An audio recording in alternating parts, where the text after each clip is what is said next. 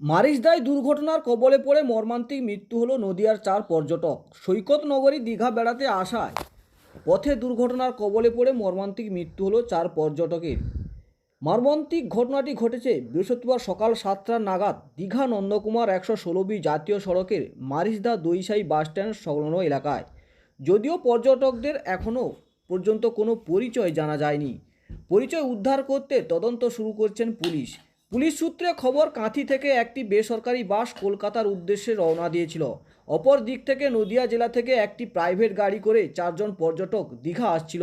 Digha Nandakumar 116B জাতীয় সড়কে মারিচদা দইসাইয়ের কাছে যাত্রীবাহী বাস ও প্রাইভেট গাড়ির মুখোমুখি সংঘর্ষ হয়। ঘটনাস্থলে 4 জনের মৃত্যু হয়। মারিচদা থানার পুলিশ 4 জনের মৃতদেহ উদ্ধার করে ময়না তদন্তের জন্য কাঁথি হাসপাতালে পাঠিয়েছেন।